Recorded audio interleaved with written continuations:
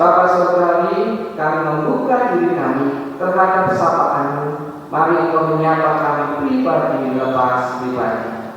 Di dalam nama Yesus Kristus, firman yang hidup, firman yang telah menjadi daging, kami berdoa. Amin.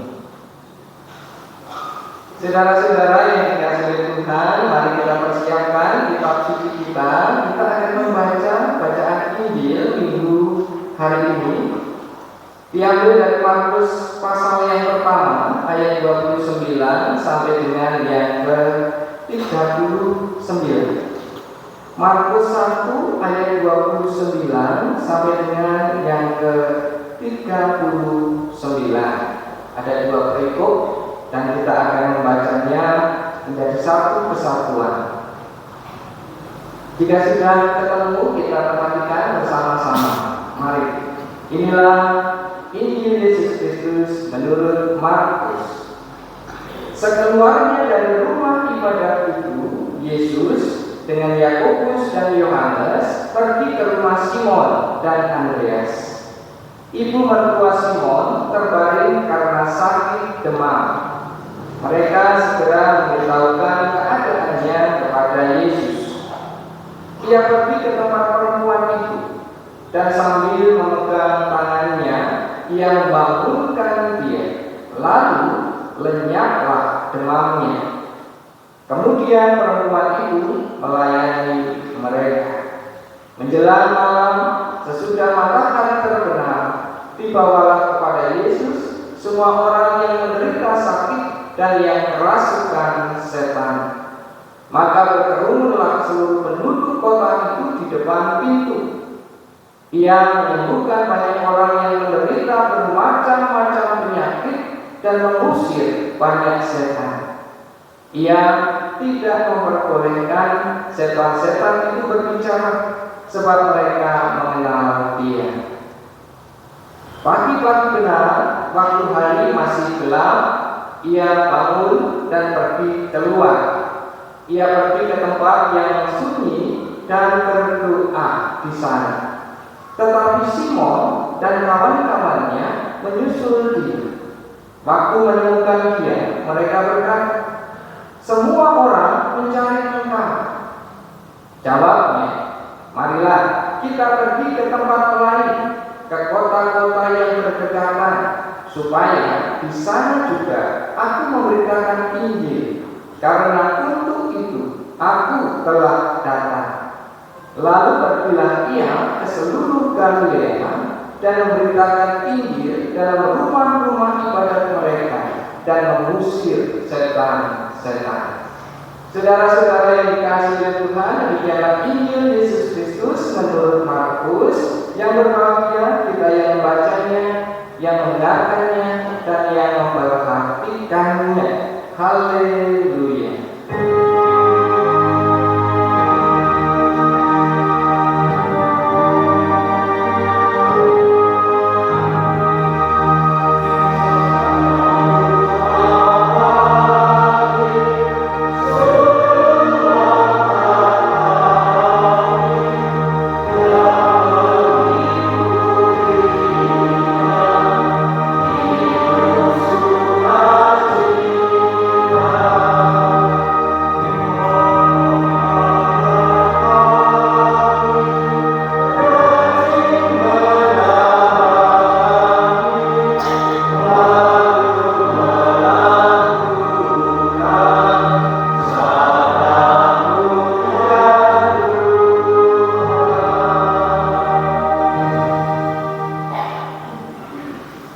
Saudara-saudara yang dikasihi oleh Tuhan, yang sudah mengasihi Tuhan kita Yesus Kristus, selamat pagi.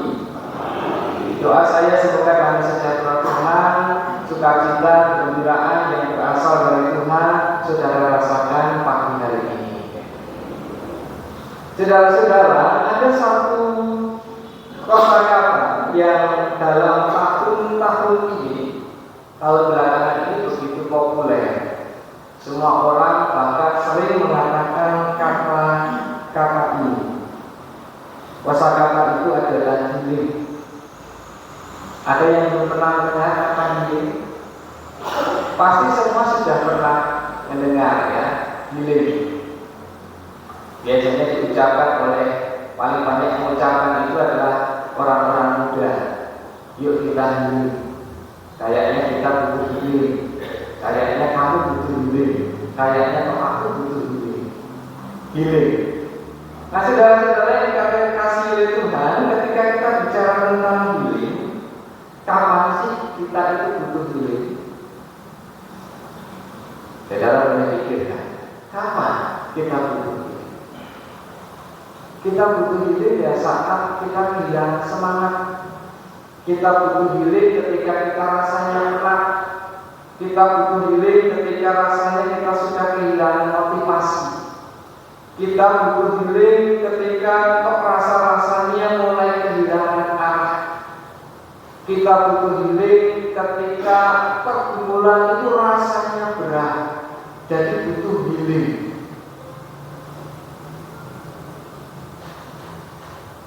Nah kemudian ketika saat-saat yang seperti itu kita membutuhkan healing, lalu apa yang biasanya kita lakukan untuk healing?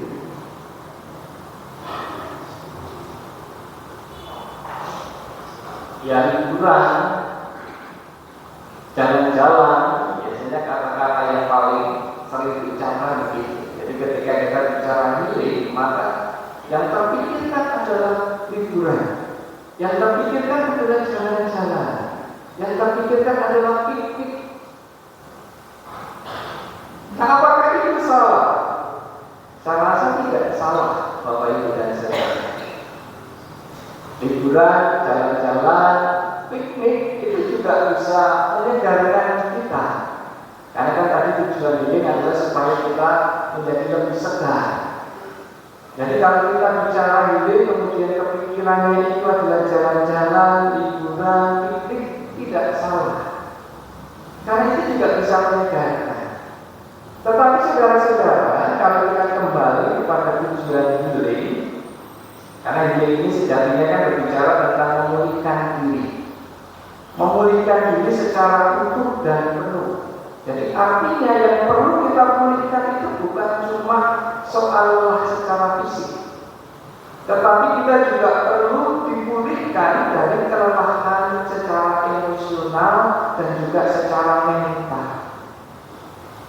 Nah kalau ini yang menjadi tujuan healing, maka saya berpikir kok sepertinya healing itu membutuhkan lebih dari sekedar liburan, lebih dari sekedar jalan-jalan, lebih dari sekedar piknik. Healing membutuhkan lebih dari itu. Karena itu saudara-saudara, pagi hari ini saya mengajak kita untuk mencoba menemukan healing dalam tanda kutip atau memulihkan diri ala Yesus. Jadi healing atau memulihkan diri menurut Yesus itu yang seperti apa?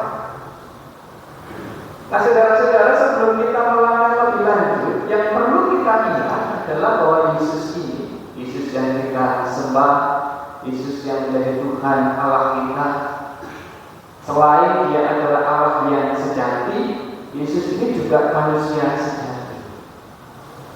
Nah sebagai manusia sejati, Yesus berarti Dia tidak merasakan apa yang dirasakan manusia biasa. Seperti misalnya Yesus juga bisa merasakan kelelahan. Yesus juga bisa merasakan lelah secara fisik, secara emosi, dan juga secara mental. Karena Yesus juga manusia biasa, dalam arti sebagai manusia sejati. Bedanya apa? Bedanya Yesus tidak berdosa. Jadi Yesus pun bisa merasakan lelah fisik, emosi dan mental, karena dia manusia sejati. Bedanya apa? Dia tidak berdosa. Nah, hal bahwa Yesus ini adalah manusia sejati yang bisa merasakan lelah fisik, emosi dan juga mental, saudara-saudara, tergambar dengan baik di dalam peristiwa Taman Getsemani. Kalau saudara ingat, malam menjelang Yesus disalibkan. Ini ada di dalam Injil Markus pasal 14 ayat 32 dan 4 sampai 41. Ini menunjukkan dengan baik bagaimana Yesus ini manusia sejati. juga bisa merasakan kelelahan secara fisik, emosional, dan lain-lain. Nah, saudara-saudara, kalau kita kembali kepada bacaan kita tadi, Injil Markus itu mencatat setelah Yesus mengajar di Kapernaum, di salah satu rumah ibadah di Kapernaum. Yesus mengajar di sana, kemudian menyembuhkan banyak orang sakit, kemudian membebaskan orang dari kuasa jahat. Yesus kemudian berkunjung ke rumahnya Simon dan Andreas. Dan di sana Yesus kemudian diberitahu kalau ibu mertuanya Simon ini sakit demam. Tidak dituliskan secara jelas demamnya seperti apa. Tetapi kalau kita melihat pada kisahnya di dalam Injil Lukas, di sana itu kata yang dipakai adalah demam keras. Jadi bisa kita pastikan saat itu ibu mertua Simon dia mengalami demam tinggi dan ini berbahaya. Karena itu di sana dituliskan di dalam Injil Markus, ibu mertua Simon ini hanya bisa berbaring, tidak bisa melakukan apa-apa karena demam yang tinggi. Nah, Yesus kemudian memegang tangannya dan seketika itu dia sembuh. Dan tanda bahwa ibu mertua Simon ini sembuh adalah dia kemudian melayani Yesus dan orang banyak yang ada di sana. Jadi bayangannya setelah sembuh, ibu mertua Simon ini kemudian mempersiapkan makanan untuk Yesus dan orang-orang yang ada di sana. Peristiwa ketika Yesus menyembuhkan ibu mertua Simon ini, Bapak Ibu dan Saudara, menyatakan keilahian Yesus. Jadi Yesus ini memiliki kuasa untuk menyembuhkan. Dan hal ini soal keilahian Yesus sebenarnya juga sudah dinyatakan dalam perikop sebelumnya. Ketika Yesus ada di rumah ibadah di Kapernaum, Yesus juga menyembuhkan orang sakit. Yesus di sana juga mengusir roh jahat, mengusir setan-setan.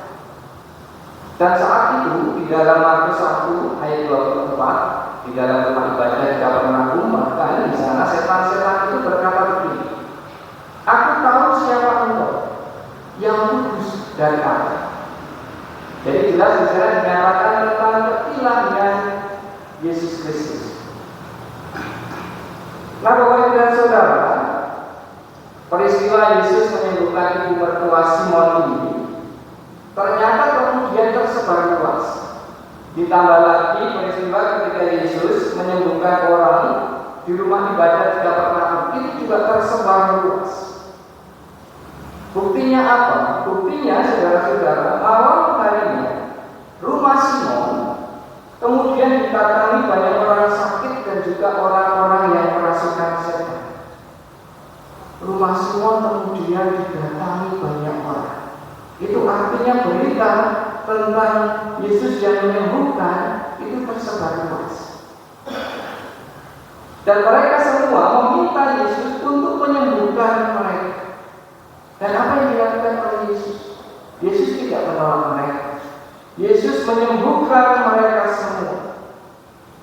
Nah, dari hal ini Bapak Ibu dan Saudara, saya hendak mengajak saudara-saudara semua untuk membayangkan bahwa hari itu dimulai dari pagi hari di rumah ibadah di Kapernaum sampai malam hari, Yesus itu tidak pernah berhenti untuk beraktivitas. Yesus mengajar, Yesus menyembuhkan banyak orang dari pagi sampai malam. Jadi dari sana kita bisa membayangkan pasti Yesus sebagai manusia sejati juga merasakan lelah dari pagi sampai malam. Bahkan saudara-saudara, kalau kita perhatikan catatan Injil Markus lagi, kesibukan Yesus tidak berhenti malam itu toh. Karena ternyata keesokan paginya rumah Simon kembali didatangi banyak orang yang ingin disembuhkan. Bahkan kita boleh yakin bahwa jumlahnya pasti semakin banyak. Dan ketika itu yang menarik Bapak Ibu adalah Simon tidak mendapati Yesus ada di rumah itu. Nah, ini mungkin membuat Simon bingung karena di rumahnya ada banyak orang, mereka mencari Yesus, dan Yesus tidak ada di situ. Karena itu kemudian Simon bersama dengan beberapa orang mencari Yesus.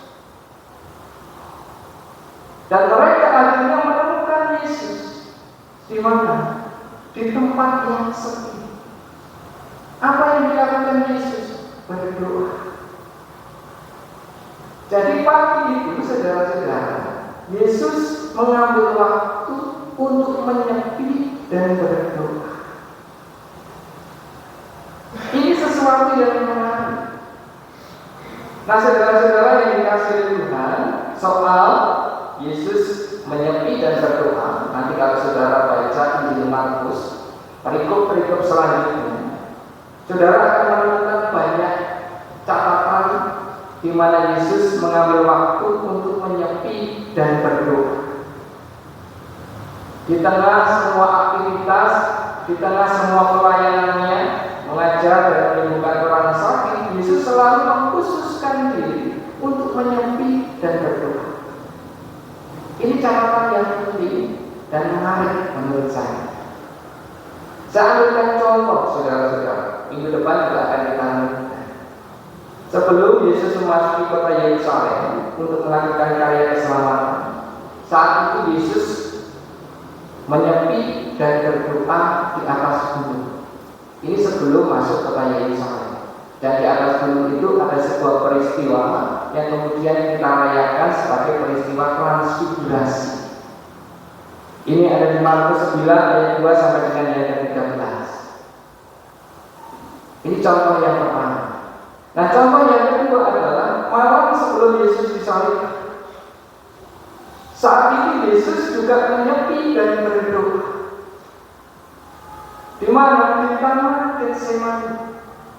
Ini dicatat di dalam Markus pasal 14 ayat 32 sampai dengan 42. Jadi saya menunjukkan bahwa perihal Yesus menyepi dan berdoa itu akan sering kita temukan. Itu bagian penting dari kehidupan Yesus. Nah, saudara-saudara yang dikasihi Tuhan, mungkin pertanyaannya adalah kenapa kok Yesus selalu menyempatkan waktu khusus untuk menyepi dan berdoa? Atau kemudian apa dampaknya dari aktivitas itu, menyepi dan berdoa bagi Yesus dan kehidupannya? Saudara-saudara, kalau kita kembali kepada perikop kita, kalau kita perhatikan ayat yang ke-37, di sana kan dituliskan Simon mencari Yesus. Dan ketika Simon bertemu dengan Yesus, dia berkata begini kepada Yesus, semua orang mencari Engkau. Dan semua orang ini minta untuk disembuhkan. Mereka berkumpul di rumah Yesus. Semua orang mencari Engkau, Yesus. Mereka minta untuk disembuhkan. Nah, ketika itu, apa jawab Yesus? Yesus berkata begini, marilah kita pergi ke tempat lain, ke kota-kota yang berdekatan, supaya di sana juga aku memberitakan Injil, karena untuk itu aku telah datang. Jadi percakapan ini Bapak Ibu, Simon itu menginginkan Yesus kembali ke rumahnya, tetap tinggal di Kapernaum untuk menyembuhkan orang banyak yang datang, yang minta disembuhkan. Itu keinginannya Simon. Tetapi ketika itu Yesus menolak untuk tinggal lebih lama di Kapernaum. Nah, pertanyaannya, kenapa kok Yesus menolak untuk tinggal lebih lama? Apakah itu artinya Yesus kemudian dia tidak lagi peduli dengan masih banyak orang yang ketika itu minta untuk disembuhkan, yang membutuhkan pertolongan?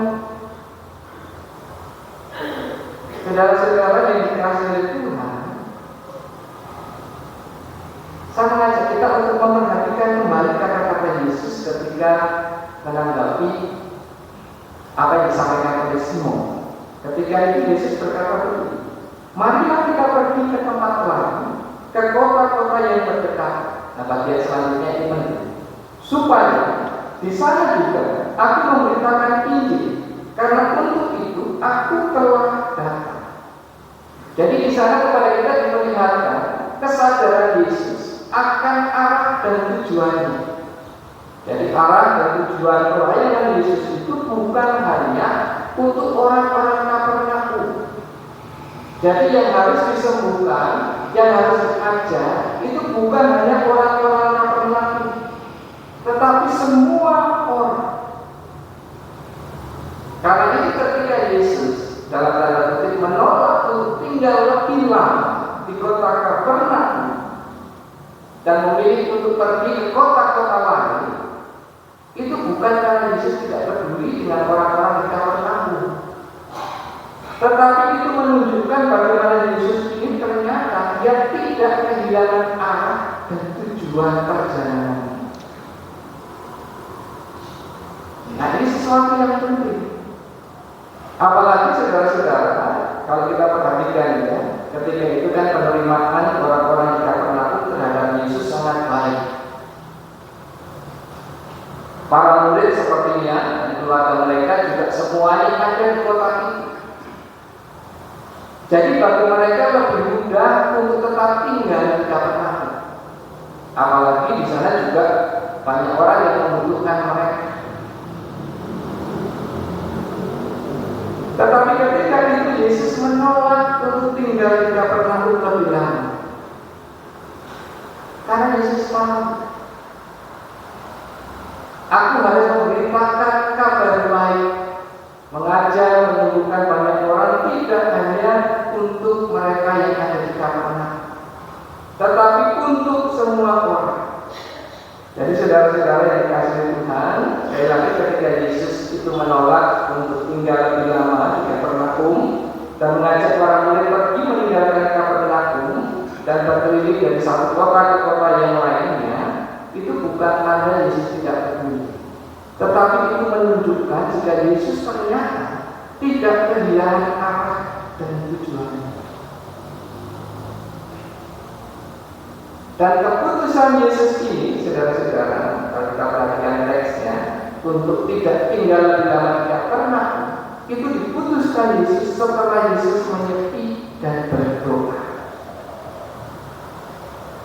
Jadi dalam hal ini, saudara-saudara yang dikasih oleh Tuhan, kebiasaan Yesus untuk menyepi dan berdoa itu tidak hanya membuat Yesus mendapatkan kembali kekuatan fisiknya.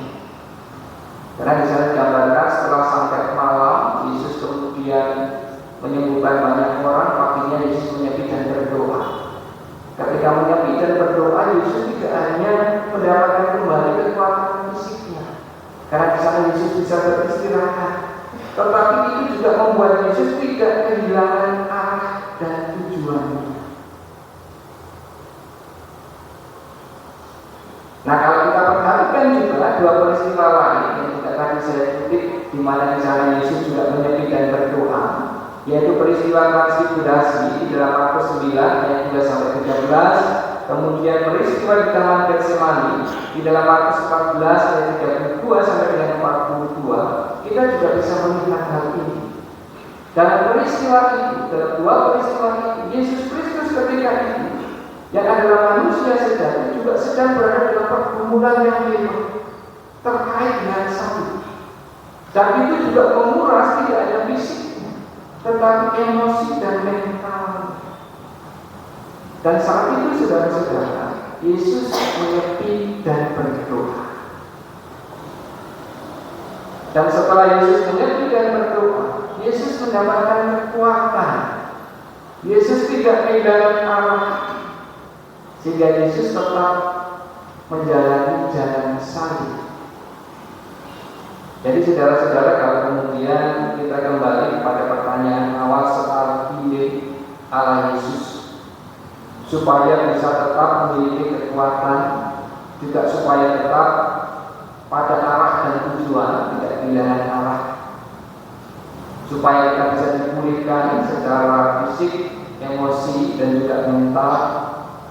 Maka jawabannya, healing Allah Yesus itu adalah menyepi dan berdoa.